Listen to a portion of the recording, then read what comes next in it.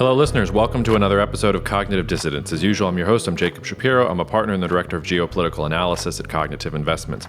Rejoining me on the podcast are Elohim and Ignacio Assis. Elohim currently is a PhD student at the School of Journalism and Mass Communication at the University of Wisconsin-Madison. And Ignacio is a professor in Argentina. He teaches at Catholic University of Argentina, a few other places as well. And also works for Fund Plata, the development bank. This is the second time we've had both of these gents on at the same time, and it was a terrific conversation. We talk about the surprise election results in Argentina, what that means for Argentina's future. And then we also, it's a long episode, but I would encourage you to get towards the 1 hour mark because we also have a conversation about U.S. policy towards Venezuela and prospects for change in Venezuela. It's a very, very important part of the conversation. So if the Argentina gets too down in the weeds for you, I don't think it will because it's a tremendous conversation, but I do recommend getting to the end of that Venezuela part because it's also a critical part of what's going on in geopolitics in the region. Otherwise, Jacob at cognitive.investments. If you want to talk about our wealth management services, I can tell you that after this conversation, I'm completely revising my investment views on Argentina. I'm not sure which way I'm going to land quite yet, but I know that I have to based on the conversation. And also our research and consulting services, or if you just want to reach out and tell us what you thought about the podcast, you can email me there. Leave a rating and review if you haven't already, and otherwise, take care of the people you love. See you out there. All right, guys, I can't make this up. A house... I'm looking out my window here in this direction, and the house across from me is being renovated, and somebody just took out a chainsaw to the siding. I don't know what they're doing. It's obviously a sign that we're here to talk. Nice to see you both. Good morning. Nice to see you as well. Definitely a message. I guess I don't know. What message is it, though? Is it that Milei is coming here to do construction in New Orleans rather than leading Argentina for the next generation? I don't know. I'll set the scene a little bit, and then Nacho, we want you to help us make sense of it. So, results of the first round election: Sergio Massa 36.5%, Javier Milei at 30%, Patricia Bullrich at 23.84%. I think it was a bit of a surprise because everybody had sort of accommodated themselves to Milei was going to win. I will say Atlas Intel had a poll on October 10th that looked very, very close to the final result. So maybe we got too scared of Milei and we missed the shift in the last couple of weeks as people really got to see this guy in action and say, oh my God, like what is he actually going to do? I will say though, we're talking about Argentina here, and we're talking about Sergio Massa, who got the most share of the votes, is the economy minister for a government that is overseeing, just in the last couple of months, they devalued the currency 18%. They raised interest rates 21% last month. Monthly inflation in August was 12.4%. Haven't seen that since the early 90s. GDP in the second quarter down 2.8%. The recent drought wiped out 20 billion of agricultural exports. They think it's going to decline more. James Carville of Louisiana fame famously once said, "It's the economy, stupid. It is not the economy, stupid in Argentina." So we're heading to a runoff between Massa and Milei. The last sort of thing I will say before we get into this is that Atlas Intel, which had the right polling numbers for the election, they also had a runoff poll.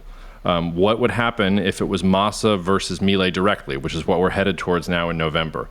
And the results of that were 36.9% Massa, 35.3% Milei, and 27.8% didn't know. Undecided, don't have a clue. Yeah. So that's a really, really wide margin. So I don't know what direction you want to take that. It is shocking to me that in a country whose economy is objectively one of the worst in the world, Massa is leading the day, but maybe Peronism is not quite dead yet. So how do you explain what we just saw in Argentina over the weekend? So Nacho, let me give, I have only one comment before you go to the granular explanation, okay, from the site. So I was telling Nacho yesterday in the previews that Milei went against two of the three churches in Argentina. The Peronist church, the Catholic church, and the one that he didn't attack was the football church. But Massa is literally supporting the three churches. Actually, yesterday he said that he's going to bring the Pope to Argentina in 2024. He's obviously he's Peronist himself, And in addition, he had also an offer about bringing football teams back again to Argentina. So I think that we are dealing here with the three churches and talking very serious. These are three issues that are very embedded in Argentinian culture and political culture. So it sounds like it's a joke, but it has something to do on how the campaign developed at the end. I have another comment about social media and social movements, but I would do it after listening to Nacho. Okay, that's wonderful. I think answering your question, Jacob, how to tackle this, I believe that you already gave the main big hard data. So the end point, I think, should be okay. The runoff, the possible results. But you also mentioned, and this is Elohim point, we cannot get there without talking about Peronism in Argentina. Also thinking about your audience and the people who might listen at this. Just to understand Argentina, we have to talk a little bit about that. But I think we should start talking about the campaign. What happened between the last time we talked and now? Because if you remember, the last time we spoke, we were talking about change, right? And change in Latin America and the campaign towards change, right? And many articles in Argentina, journalists, and a lot of analysts like me, we were all talking the last couple of days about how the campaign changed from change itself towards fear, right? So if we want to make a cloud of the main concepts in the campaign, I would say, again, change was up there, it is still there, was pulling and is pulling many voters in these last two elections. It will certainly take a big main role inside the ring in the runoff, but also now is fighting again fear, which is a key word in this context in the world, right? Fear towards what has happened in many other countries, to what might happen, to what Milei is saying. So just to be more clear with that, right? Just to be able to put that on specific words. Milei was the candidate of change, together with Patricia Bullrich, who ended up third, right? So Massa, who belongs to the Peronist party, these last couple of months, the last 2 months, started trying to get votes, polarizing with Milei. The objective was to get to the runoff, and the idea was so if Patricia Bullrich was in the middle, Milei was the far right, and he was the center toward left kind of candidate. The idea was to polarize with Milei in order to get to the runoff, so goal achieved. And in order to do that, the main phrase was towards, okay, there are two models right now in the country.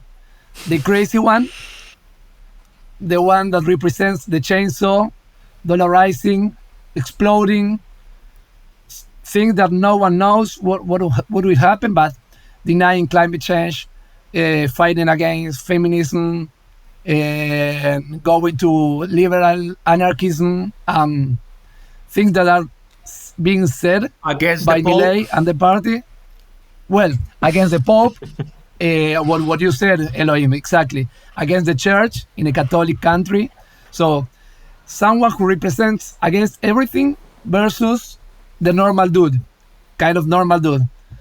So I think that was, I don't want to keep on talking without, leaving room for debate or questions or whatever, but that was the two contenders on the ring in the last election, right? And two big contenders, right? change versus fear. I think that's perfect to sum it up. And I do want to get into some of the scenarios and going forward, but I think you actually raised a question we should pause on for a second and say, what is Peronism? And tell listeners who don't know what Peronism is, who he is, what he is, how his shadow still stalks Argentine politics. So it's a very tough question. There are many books and a lot of people historically trying to define Peronism. So I don't think I will be able to do it right now, but I will give some clues for people who doesn't know about it. Just to give you a clue, the former president of Uruguay, Mujica, said in an interview a couple of days ago exactly something similar to what I'm going to say, which is, it is unbelievable that in a country with 40% people poor, 6 out of 10 kids poor, a 35 years old record of inflation, huge portion in working on informality, which is something we already spoke last time. The minister still gets a big chance. The Minister of Economy still has a lot of chances to win, right? And he was saying, you won't understand this unless you understand Peronism, which is mysticism, which is not only a country, which is a way of being, which is a culture, which is a movement. It's all of that together. And so the idea of these right-wing parties currently represented by Bullrich and Milei is to fight against Peronism, what they call the casta, like the people who has lived from the state, not from the state for many years. It's kind of a way of saying also like a fight against Peronism. And Peronism is a party which was funded by Juan Domingo Perón in the 40s, so 70 years ago, which has had a lot of most of the presidents in Argentina in these years, right? From the left wing, from the right wing, very liberal, very economic liberal, very protectionist as well, always nationalist, but it's a movement which has been represented for most people in the country, for most voters and citizens in the country in the last 60, 70 years, has always fought against the other country, which is Partido Radical, the radicalist party, which is a Republican center-left kind of party, but which has never lost power, even when losing election, has never lost power. I can keep on talking about that, but the idea is that it always changes, right? It always changes. Only one question, Nacho, for me, because Peronism for me is also a permanent question. So, what brings together Peronism from the right and Peronism from the left? What is it? What's the cross-cutting issue? It is still Peronism. I think that nationalism is a flag that has never changed. But we have had in our history, as I said, left-wing Peronism, right-wing Peronism, Catholic Peronism, anti-Catholic Peronism, revolutionary Peronism, very conservatory Peronism. So I would say that the movement itself, the nationalism, the protection of our currency, of our sovereignty, of our borders, which is also related with nationalism as well. Those are flags that has never changed, mostly has never changed, right? So just to provide a quick answer, I would say that's a big portion, right?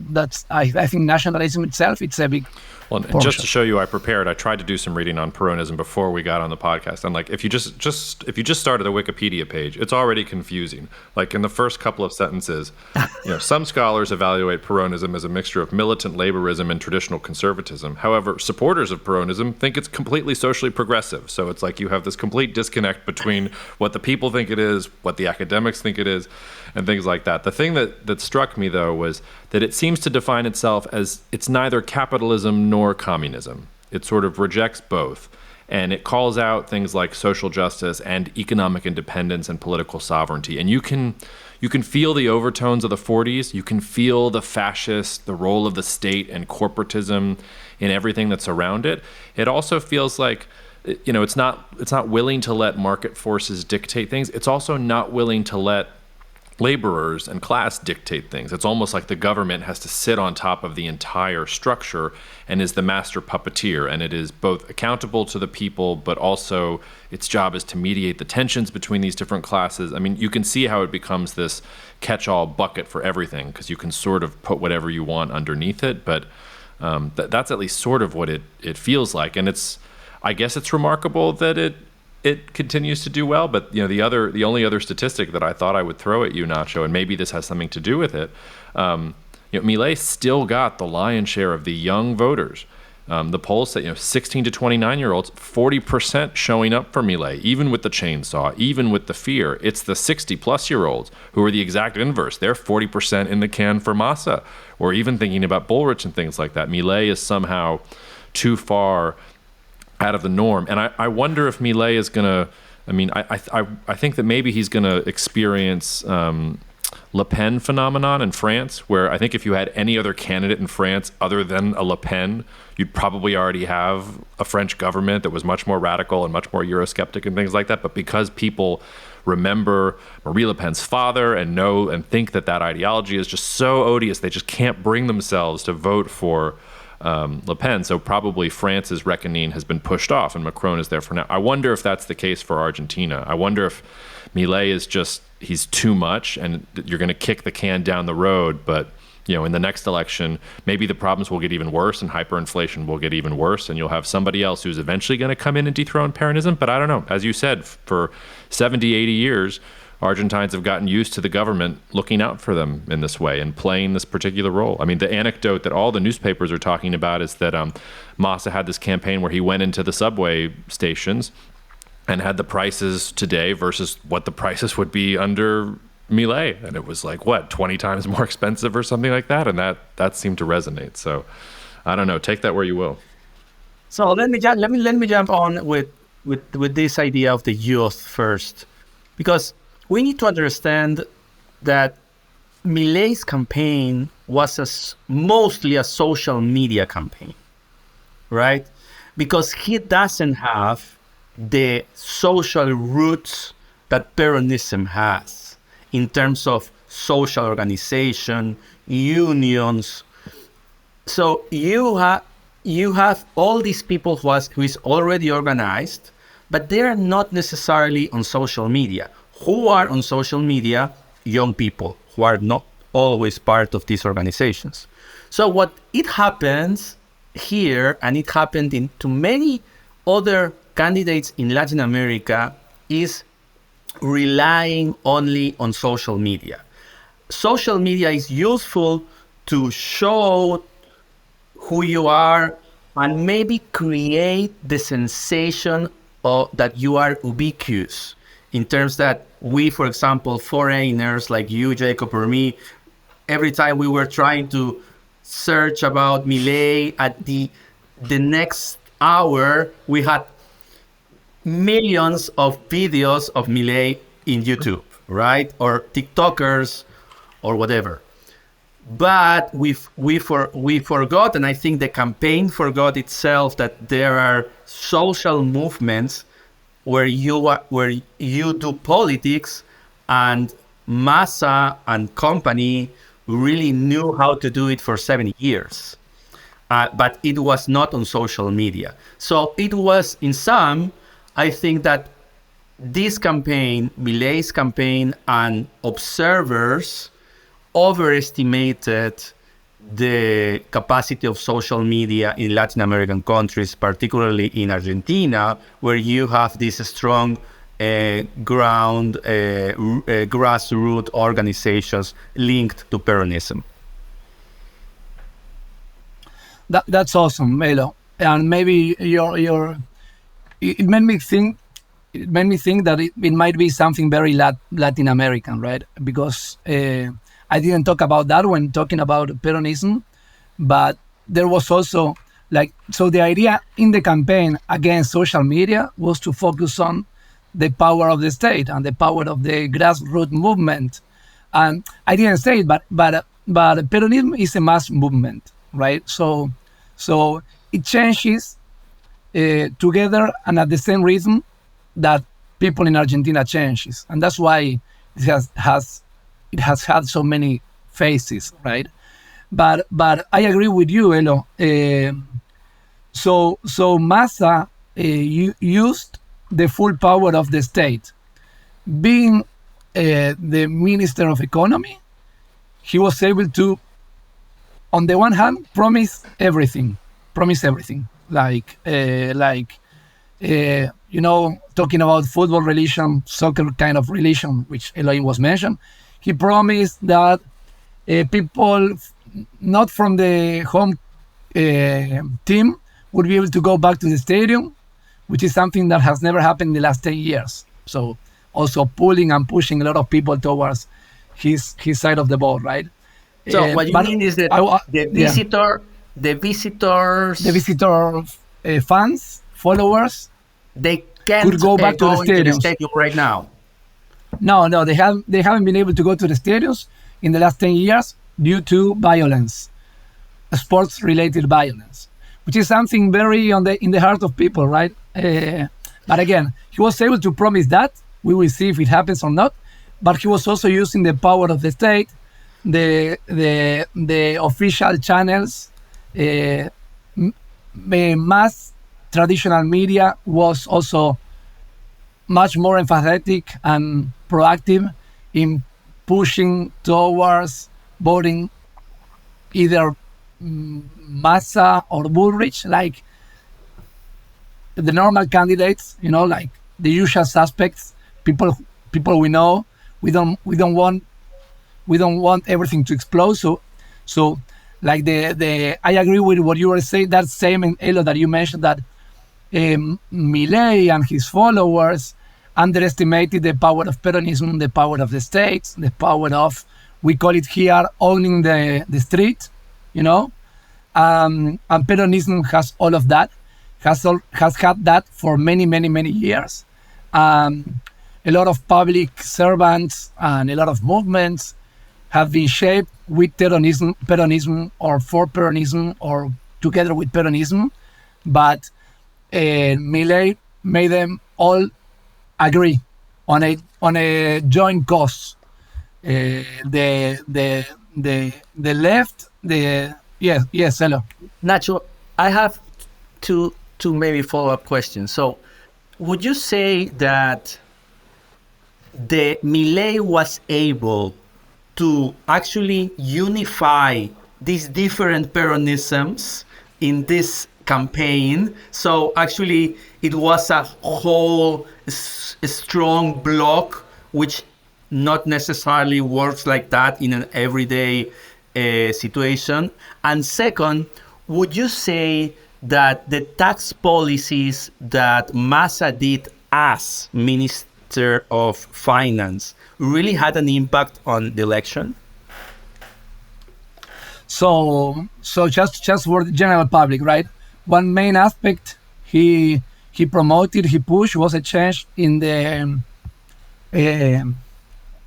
ley de ganancias. Let me maybe Elo, you can help me translate that and then we can edit. Ley de ganancias. I don't know the translation, so let's revenues like revenue taxes, revenue taxes. Revenue taxes. Yes. Is that the revenue taxes? Okay, revenue taxes. So again, Massa pushed a change in the revenue taxes law, which is the idea was to update. Yeah, maybe a month ago. It started a month ago, and then it was approved. Yeah, maybe 2-3 weeks ago. The idea was to update the floors and the 10 different categories, the minimum of each category with the current salaries. So inflation made that had made that being disconnected reality, the actual salaries from the law. So he only promised, and he did. Okay, let's update the law so less people pay revenue taxes, and he actually did that. It's not revenue taxes. It's not a regressive tax. It's not for the poorest people at the bottom of the pyramid. It's something which, in general, favors not the poorest, not the bottom of the pyramid, but people in the middle class. People in the middle of the pyramid, and also part of the high class, right? So he did that. It worked. It pushed. Generally, in these elections, generally speaking, that kind of citizen was more into voting Patricia Bullrich and stuff. So he did that. He promised to do that. It's not a big change, it's just an update of law, but he did a lot of small changes, like small updates and fixes, just to be able to show some power. There is no public policy behind it. There is no state policy behind that. It's just small changes, right? But it worked. It worked because they were necessary. And I think, you say that it worked, but you said earlier that the goal was to polarize and to get into the runoff with Milei. Now he's got the runoff that he wants. But I go back to, he's within a percentage point of Milei, it looks like, in the polls in the runoff, and 27% of people are undecided. And it seems to me like the real question that you were hitting on is, where are Bullrich's voters going to go? Because right after the election, she came out, and I'll quote her here. The English translation of what she quoted was, "I am not going to be the one to congratulate someone who was a part of the worst government in Argentina's history." That's what she had to say about Massa. So is she going to come out and tell her supporters that, hey, I will make a deal with the chainsaw-bearing devil, and that we will rein in his worst excesses, but together we will take down the Peronist monster? Do you think that those 27% are going to be convinced by that? Okay, let me again explain some kind of general information for all the audience and all the people listening to us. So traditionally, we have had two different parties, which I already mentioned, right? But in the last decade and a little bit more too, we have been ruled by coalitions, right? Okay. That's one fact that you need to know. The second fact is that we didn't talk about who ended up third and who ended up, fourth and fifth in these elections. So fourth, a Peronist from a province inside the country, which ended up with 7% of the votes, which, even being a Peronist, sympathized a little bit more with moderated right parties, Juntos por el Cambio, the party of Bullrich, but much more moderated than Bullrich in terms of like this so spam. a center right. Kind of center right. Kind of center right Peronism. Exactly. Perfect. We got there. Perfect. And then in fifth place, the traditional left-wing party with a little bit less of 3%. So those two candidates sum up almost 10%, 10 more points, which most probably will go to Massa, like almost certainly. The left will go to Massa in any case, and the center right will go to Massa because it's Peronism.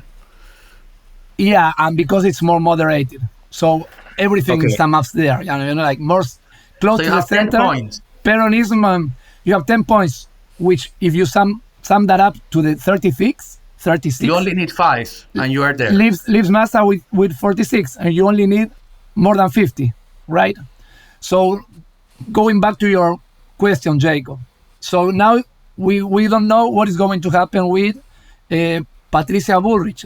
Those 22% 22% or those 22 points, right?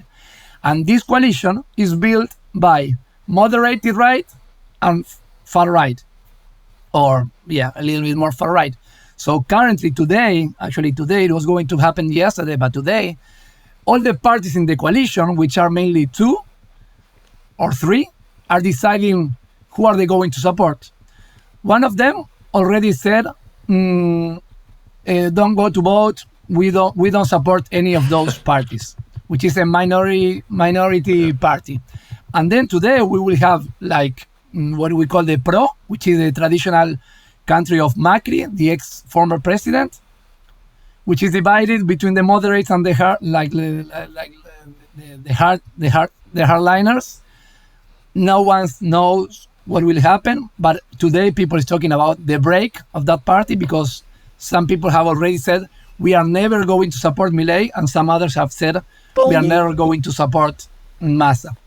And then you have. But would you say, Nacho, that this endorsement would work for the people? So well, okay, the party decide to support, but what about the people?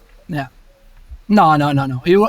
As it is a coalition, people will do whatever happens. And as the 2 main contenders are fear and change, which are both in our personal heart, people will listen to that, but at the end of the day, fear and change will decide, and so it's people who is going to decide. Plus, this coalition is represented by different kind of parties as well. So what I wanted to say, just to answer your question, Jacob, even if up to this 20%, 4%, 5%, let's say 1/4 of the voters decide to go to Massa, it's a victory for Massa. It's done. Right? It's a mathematical victory for Massa. So if you ask me, it's done. Plus, Massa has shown, not only this last couple of months, but historically, a very good use of political power in these campaigns. And if he needs to, he will, I believe, he will offer ministries to moderate candidates, well-known candidates, and that will help help him to get those 4 points he needs. 4, 5, 6 points. So devil's advocate here, and Elo, maybe we can bring in some of your expertise too. I mean, in some ways, this reminds me of both Peru and Colombia. So Pedro Castillo is the upstart, the crazy guy from outside the system who comes in. He gets to the runoff, and then he starts to moderate. And then he starts talking about the normal people. He's going to bring a government. Now he's not going to do all the things that he threatened to do when he was first on the campaign trail. Like, he puts away the big pencil and starts talking more normally. Same thing in Colombia. I mean, Petro, he gets to the runoff, and then suddenly he starts talking about compromise with the center right. Obviously, it's flipped here, left versus right versus. I don't even know where Milei is on this. He has no direction. He's just sort of existing out there in the ether.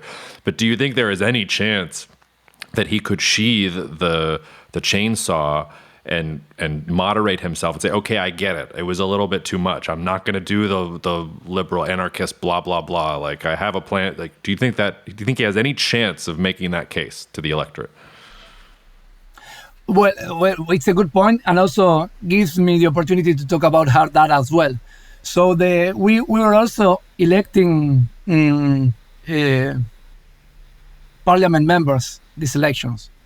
So the Senate and the deputies has already been settled, right? And whoever gets into presidency will have to deal and negotiate with a divided Senate and a divided Chamber of Deputies, right? So that's one wall that even if Milei wins, he will have to deal with that. Secondly, we also talked about that last time we spoke. He doesn't have the geographical strength to be able to build on provinces. In the 8th biggest country in the world, which is Argentina, this is very important. This is something that Peronism has, Radicales has, United for Change, Juntos por el Cambio, they have. Milei doesn't have that. So that's another wall he will have. And then this is from the policy analyst kind of mind.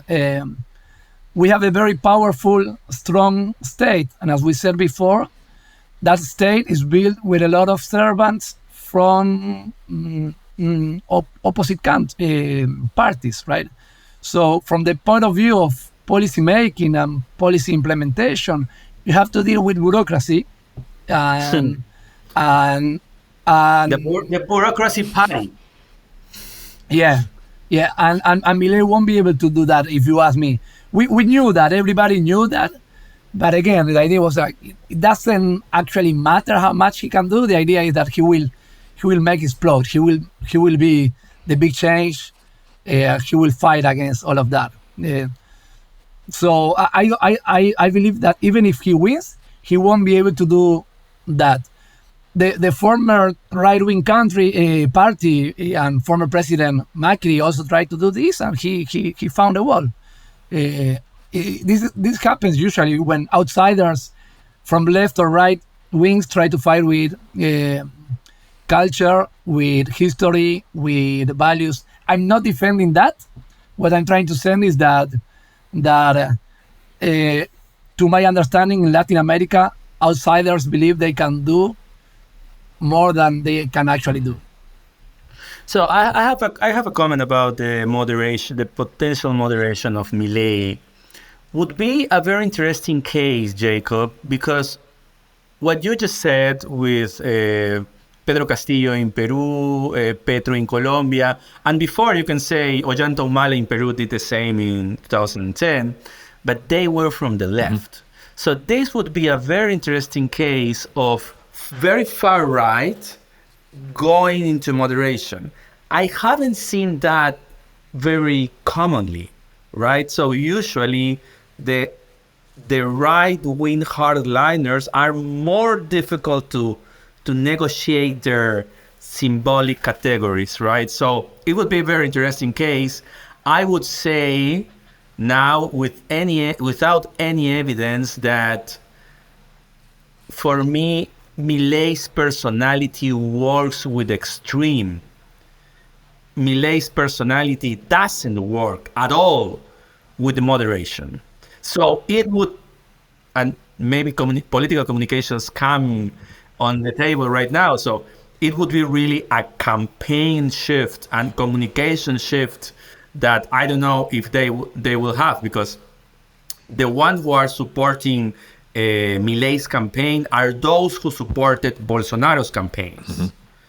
So, and actually the recommendation was never like, hey, let's moderate. It's, well, let's go to the extreme and actually let's denounce the elections themselves. That I think that Milei suggested at the beginning, but then he said, okay, maybe not right now, but I would not neglect the idea of Milei denouncing fraud in the second round, in the runoff, actually because he has all the tools there, because who would be winning has the power of the state right now.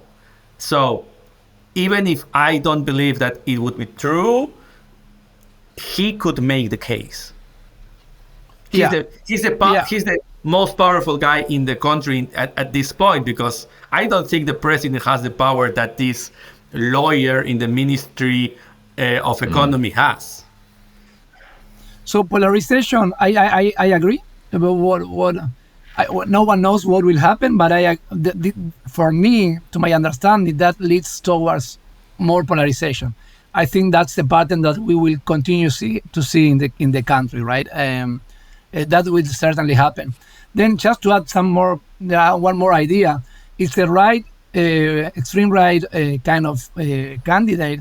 So you can, in our country, although they are not similar, we compare it with Trump in the US and Bolsonaro in Brazil, right? And Trump has the power of the Republican Party. Trump has the power of the army, religion, evangelists. Bolsonaro, you mean? And Bolsonaro has the army supporting him. Even when he was an outsider, he has the evangelist church, the army, and some other state-based power supporting him. Milei doesn't have any of those two, So those are big differences which fight against the power of famo that Milei has, So they are similar, but because of that, I think his power will be, as an outsider, will be less than those cases to which he's usually compared. And you can say he started to moderate in some way. So, but I don't think it worked. So, for example, he moderated in terms of giving guns to everybody. So, making more flexible the possibility of having guns in Argentina. For your listeners, unlike the US, in Latin America, flexibility for having guns for everybody is an issue. So we are not very comfortable with this idea, and most people don't accept it in most of the countries. There are those who accept it actually in our countries are mostly right-wing hardliners. So he started with this position, and then he gradually had to moderate or just say, no, I didn't say that, because it was not very well accepted as a solution for crime in Argentina, which is, as any place in Latin America right now, an issue. And he also had to put some cooler words for one of his supporters who said something about fathers who had the right to abandon their rights as fathers, like 15 months after so it was like really like the libertarian to the extreme, and he had to come with cooler words or avoid the issues. But that's not Milei's sense. So when you see Milei like being more moderate, it's like, who is this guy? It's not working. What is going on? And that maybe would not be the guy who is followed, but by all this long list of young people that are just tired of everything, and then why to break everything right now? Romperlo todo, diría the Argentinians would say. Break it all.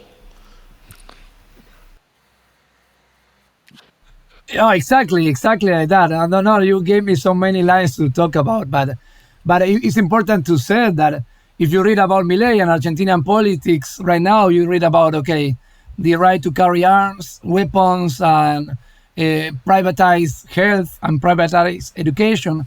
I think about it from the point of view of someone who is reading it from the US. Maybe it sounds like familiar or normal, but for us, as Elohim was saying, it's we don't have many state policies, but those three are state policies. We have free education, free health.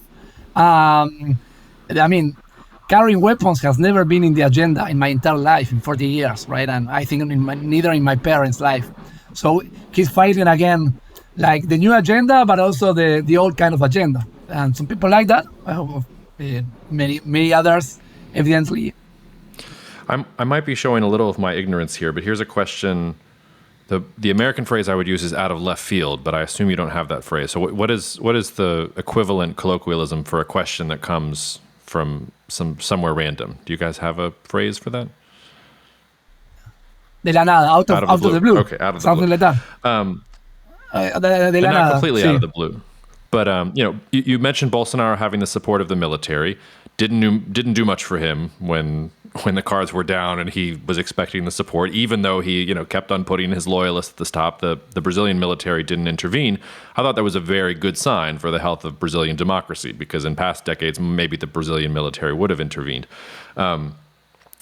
Is the Argentine military a force at all here? I mean, I know that they had a role between 76 and 83 in the dictatorship and for that brief interlude away from Peronism, or maybe it was the full embodiment of Peronism. I don't know. Is it just irrelevant at this point? Do you think that anything could happen in politics that would make it more relevant? No? No. Okay. Well. So on the others, they don't have like in general terms, the army doesn't have power. We have a very weak, debilitated army.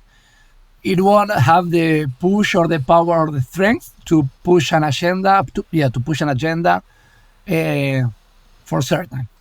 So what you just kind of mentioned above it all, it's like what happened with the dictatorships in Argentina, which is our chip in the shoulder, right? So it's a sensitive topic to talk about here, right? But just to be clear with that, there is nothing about that, going on, a possibility of kind of something similar happening, or the army, like in other countries, deciding to help Milei to take the streets. That is certainly, I would say, impossible. Nothing seems to be impossible these days, but I think it's impossible because of material and ideal goods, right? That's one part of the answer. On the other hand, Milei has pushed an agenda of justice and strengthening the army and the military and the air forces and security, defense in general, which is an agenda that has been left out by all the other parties and candidates for many, many, many years. So a lot of people who sympathize with that agenda, security, defense agenda, which is not in our public or political agenda, they kind of like that. They kind of like that to be spoken by one of the main candidates, right? Justice, recognize the army, the public forces, the strengthening the careers. So that's why I said from one side to the other one, it doesn't work. From the other, from the candidate towards that kind of voter, it does work. It does work. So, but maybe this gives us the opportunity to talk about the candidate of vice president of Milei, right? Who is the daughter of a military general. She has an NGO that works to support the human rights of the military who were condemned after Videla's term, so dictatorship to be right. So she's very with the military, but I would say, and I really don't know the specifics about this, Nacho, so help me with this, but would you say that, for example, in other countries, like in my country, the military usually is very supportive to Fujimori, right? So you have a relationship between this old dictator and the military because of different things. So would you say that the military who are supporting this candidate to vice president are only a few who are still related or with this nostalgia about Videla, or you would say that she can really represent the military herself? So yeah, so it's two different things, right? I mean, I think it is usual to think that a extreme right-wing candidate will, and many of his voters will have this idea of a reminiscence from dictatorships, right? That there might be a portion of that for sure, but I think most of that is people who sympathize with the agenda of defense and security and strengthening those without reaching to that point of, okay, we need a dictatorship. I don't think that's there. For me, this is I think it's a very important topic and question. And again, just thinking about people outside, I use the phrase chipping our shoulder because it's a main topic, for Argentine society. It's like, and maybe this is too much, right? But it's like apartheid for South Africa, or civil rights for the US, or Nazism for Germany. It's kind of it's uncomfortable for most people to talk about that because it's a sensitive issue. We all agree, and most people agree, we don't want dictatorship anymore. That's I would say that is still big, the main portion of the country, 70, 80, 90% of the country. Okay.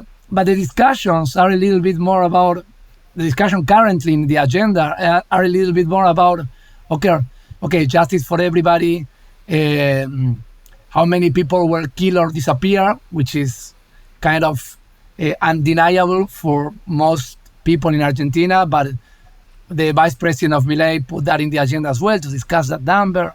It's kind of, digging up in our past, pulling some boxes and opening some closets, which are there now. No one in the family wants to talk about. We know there are issues there, and they are currently up there. So people who were still thinking about what happened to my father and my uncle and whatever, some of them surely like for that to be in the agenda. But it's a mix. But I would say comfortably that there is no possibility of a return of the agenda of dictatorships or strong army. I think Argentina is not discussed. No one would disagree with me, but it's important to say to the other reader or listener who is reading at Latin American politics and might compare this with Brazil or Peru or Nicaragua, I think that is not on our scope right now. Elo, I wonder if you have this experience as somebody who obviously is an American, but who thinks about the region a lot. Argentina feels like a twilight zone where all the rules are completely different. Like everything seems like there is no military force. Like, no, it's coming from the center right is the weird thing, or I don't know. It just seems like a complete and total twilight zone. But Nacho, it sounds to me like what you're saying is, so we're heading for a Massa victory probably, and that probably means, continuation of the same policies, which probably means more inflation and bigger economic problems that will eventually blow up? Or do you think that once the threat of Milei goes down, that markets will calm down and maybe Massa will go back and try and, take some policies that help restore order to do you have any hope for that? Or how do you think it goes, like Massa's first day in office? Good point. I think this is a good way to maybe to kind of, we are ended up where we started, right? And what is going to happen? And it's a very good point. So to my understanding, I believe that Massa will win. If he doesn't win, if Milei wins, no one knows. Not me, not anyone, no one knows. But if Massa wins, what do we know about him? He's a pragmatic politician, right? So he has been with the opposition, with Peronism, with right Peronism, with left Peronism. It's kind of more like López Obrador kind of politician, right? The Mexican kind of pragmatism. He doesn't dislike markets, and markets doesn't dislike Massa. To differentiate that with other former presidents, Cristina Kirchner and those parties, right? He has a history of dealing pretty well with IMF, with World Bank, with debt, sovereign debt, with bonds. It's not an unusual agenda for him, not outside the country, not inside the country. So it's not as the current government in Argentina, and not even the previous Peronist Kirchnerista government either. So he's closer to the right in that kind of agenda, right? And he also, in his victory speech, he also talked about order and security, which is a speech kind of trying to pull the government, the citizens who didn't vote for him, but it's also an agenda he used to have, right? He used to be kind of strong in terms of security policies and stuff. So traditionally speaking, historically speaking, he has a track record of right-wing policies, which in Argentina and in many cases are more liked by the markets than many other policies that previous Peronist parties had. And to say that, so the dollar, has gone down these 2 days. The bonds share had decreased a little bit as well, but kind of pushing from last week. What I'm trying to say is that the main economic indicators that show us how is the market reacting, the reaction is not that bad, and so it's not the worst case scenario for investors and for markets in general. All right. Anything else you guys want to say about Argentina before Elo said this before we got on, and I do think we should spend 5 minutes on Venezuela, maybe 10 minutes on Venezuela. But anything else you guys want to say about Argentina before we leave the topic?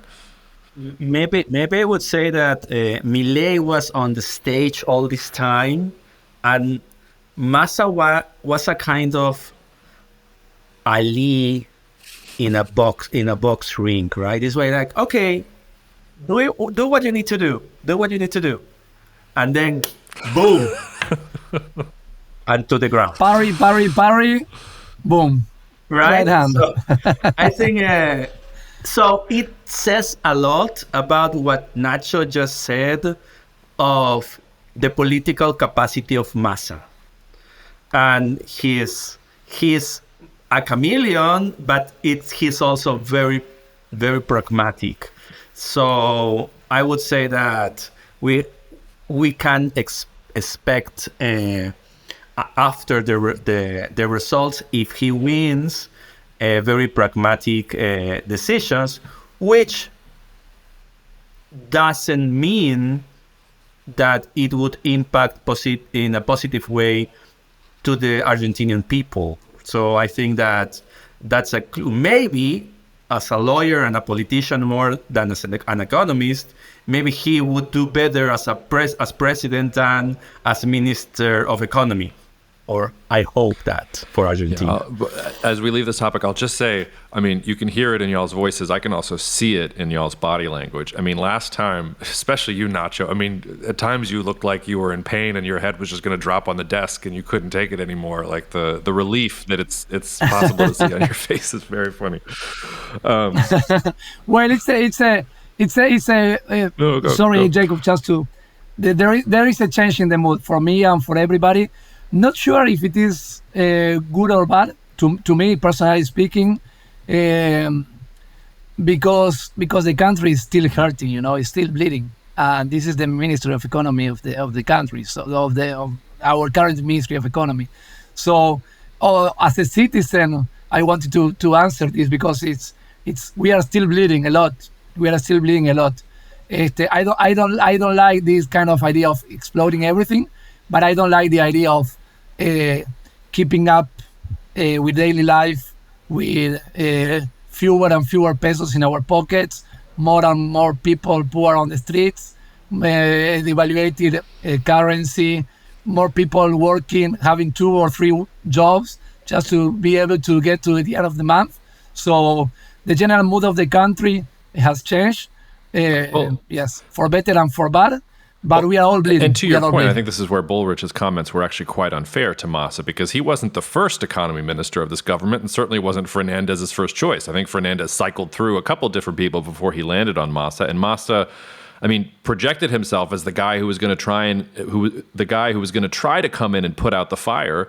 But there was no way he was going to be able to put out the fire. So in some ways, he was just trying to stabilize the economic situation to get to the next election. And in the meantime, he had this Milei dude rise on the scene. So he had to pivot in the last couple of months. He had to throw out let's do the healthy economic things. Let's just get the chainsaw guy out of the conversation. And maybe I need a couple of years here at the top, and then we can go back to responsible governing. So, I mean, his track record, I mean, maybe does offer some hope.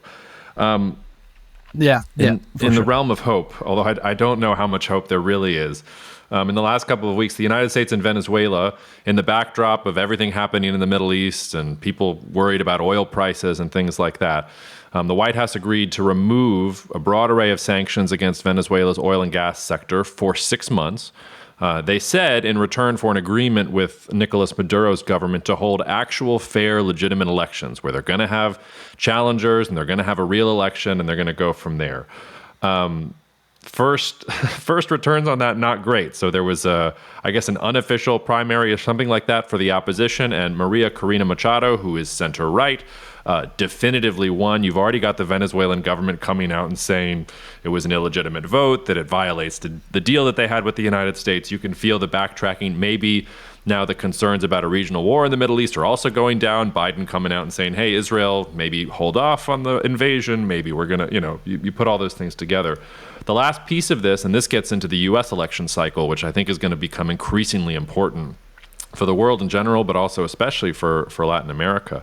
But this was the first month that there were more Venezuelans arrested at the U.S. border than Mexicans for the month. So in September, U.S. Border Patrol's stats is 54,000, roughly, Venezuelans at the border or encounters at the border.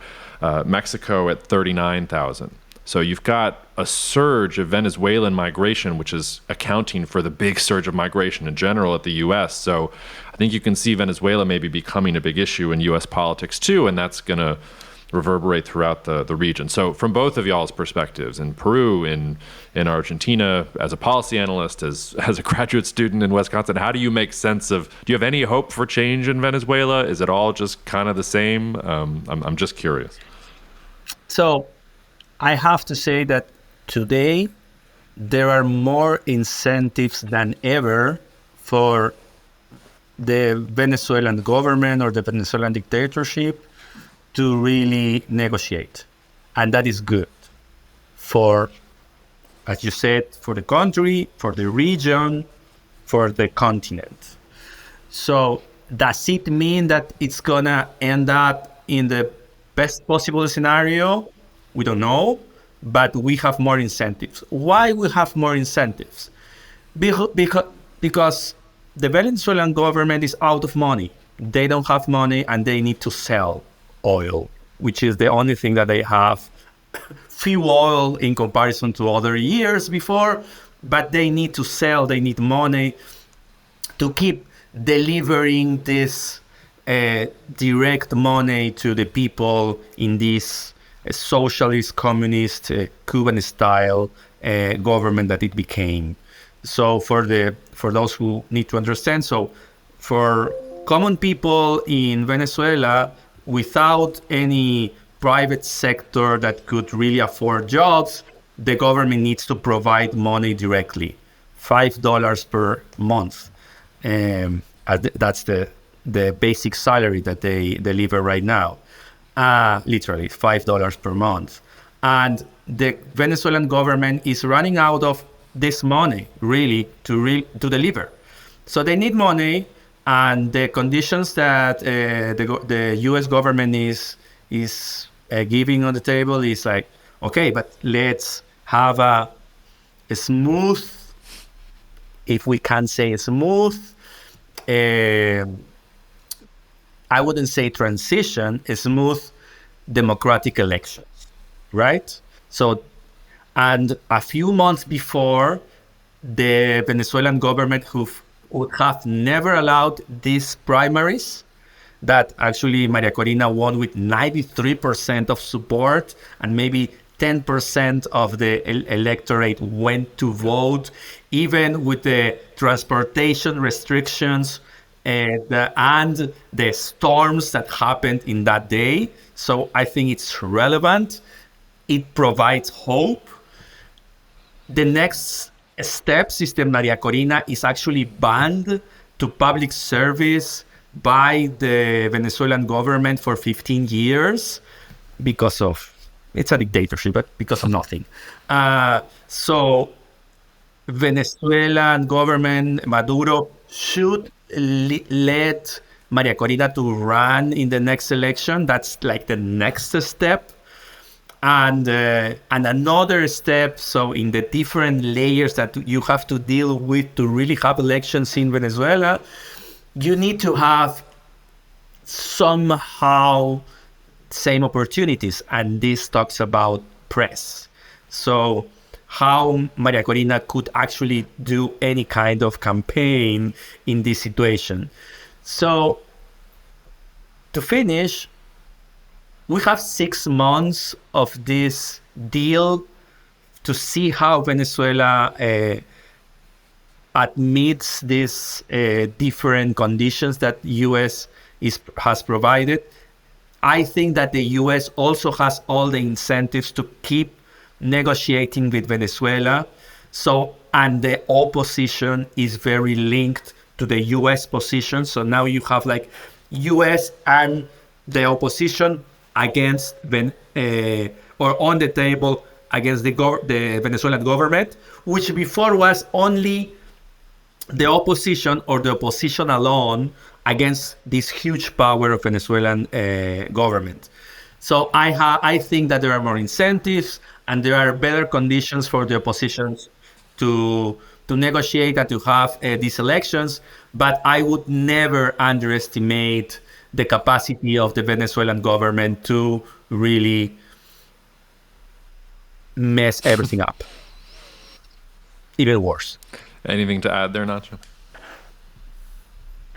No, I agree. Talking about track records, I agree with the final statement.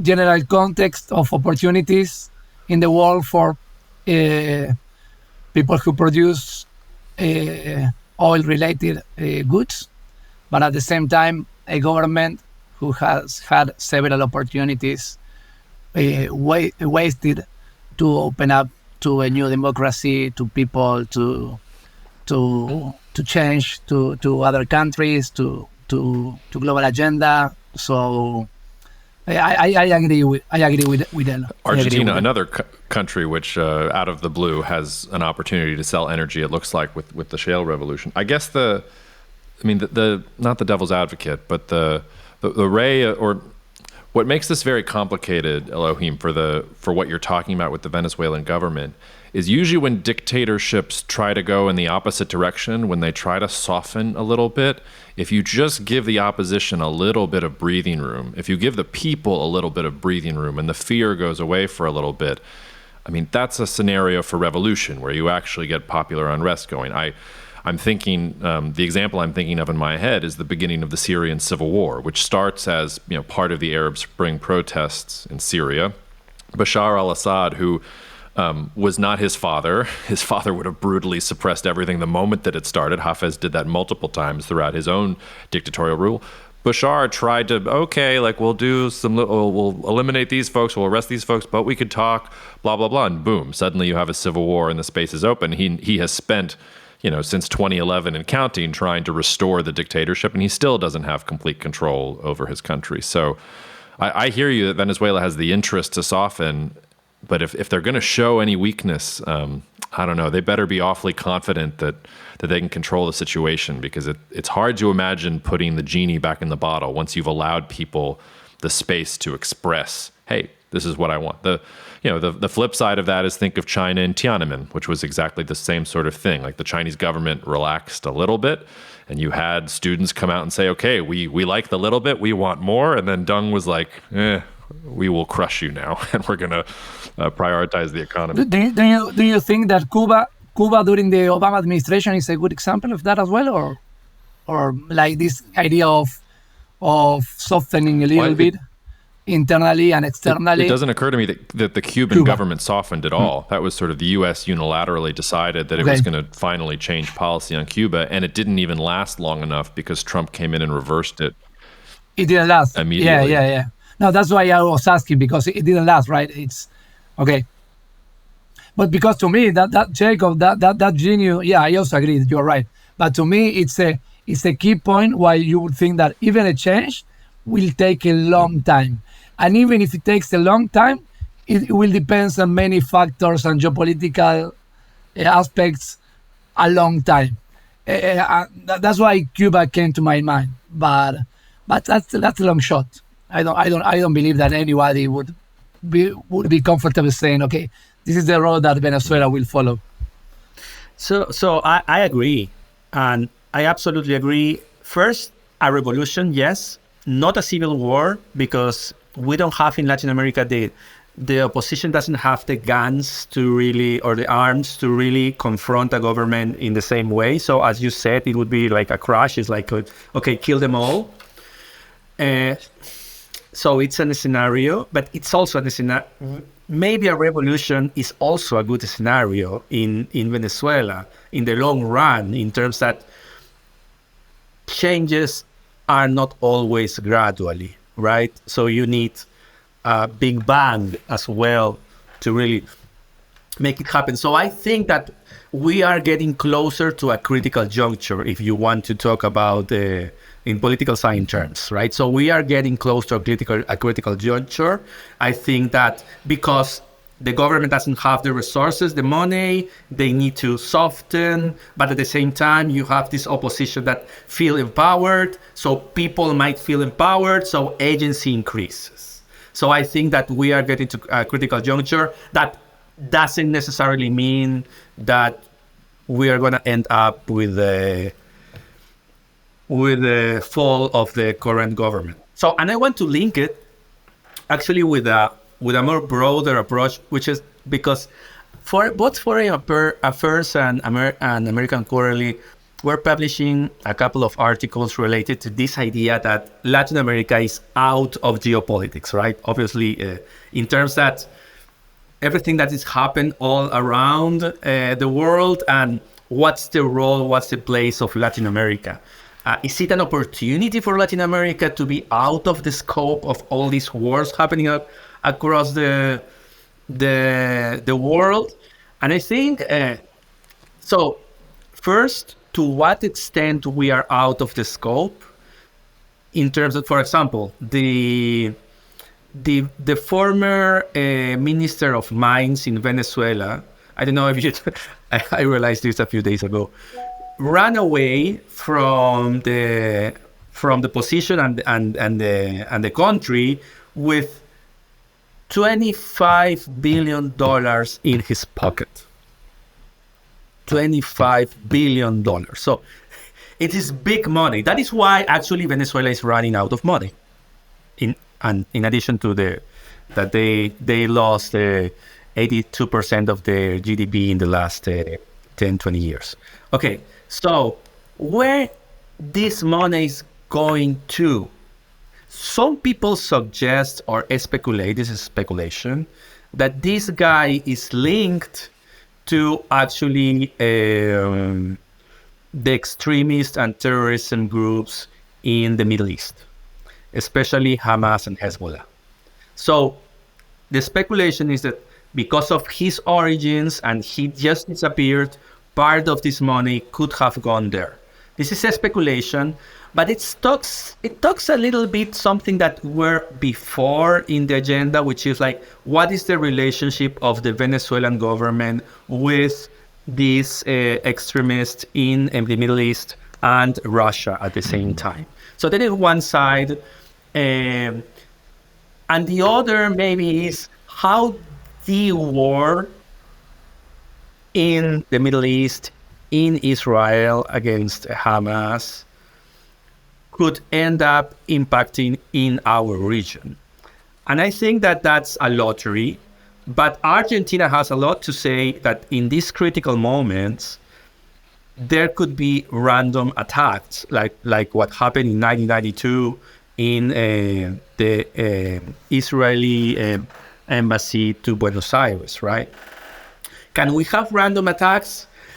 What happens when when guys like Petro start to attack the Israel in Twitter as a crazy guy in the most Trump style, and end up with a conflict with Israel, and how this could increase the possibility of these targeted individual attacks in our region or institutional attacks. So I think that we are entering in a gray zone where random things could happen also in our region, even if we are, I will say this again with very caution, is like if we are out of geopolitics, right? Is this an opportunity? I think it is, but we are still, and I finish with this idea, the most violent region in terms of homicides, even above those who have war. So we have other issues in terms of violence that is not necessarily a war, but criminal groups are taking our government. They are taking our governments with them. Yeah. Okay, that's well. I mean, a few ideas. We're going to have to come back and talk about all of that, and I'm sure. Well, first of all, if Milei wins, we're doing an emergency podcast, and we'll have you guys back on. But we have Mexico's election. There's so much going on in the region. We will love to have you guys back. My last word will just be Elohim Hegel wrote an essay at the end of the 1800s about how, or mid 1800s, I forget exactly, about how Asia also existed outside of history in his terms, and what happened next, the rise of Japan, the rise of China, and now the Indo-Pacific is the center of the world. So anybody who is saying that Latin America, South America is outside of geopolitics, come here and say that to my face and we can argue about it. So until next time, gentlemen, we'll talk to you soon, okay? Thanks a lot for the invitation. A pleasure. Thank you. Let's see what happens. Thank you so much for listening to the Cognitive Dissidence podcast, brought to you by Cognitive Investments. If you are interested in learning more about cognitive investments, you can check us out online at cognitive.investments. That's cognitive.investments. You can also write to me directly if you want at jacob@cognitive.investments. Cheers, and we'll see you out there. The views expressed in this commentary are subject to change based on market and other conditions. This podcast may contain certain statements that may be deemed forward-looking statements. Please note that any such statements are not guarantees of any future performance, and actual results or developments may differ materially from those projected. Any projections, market outlooks, or estimates are based upon certain assumptions and should not be construed as indicative of actual events that will occur. Cognitive Investments LLC is a registered investment advisor. Advisory services are only offered to clients or prospective clients where Cognitive and its representatives are properly licensed or exempt from licensure. For additional information, please visit our website at www.cognitive.investments. The information provided is for educational and informational purposes only and does not constitute investment advice, and it should not be relied on as such. It should not be considered a solicitation to buy or an offer to sell a security. It does not take into account any investor's particular investment objectives, strategies, tax status, or investment horizon. You should consult your attorney or tax advisor.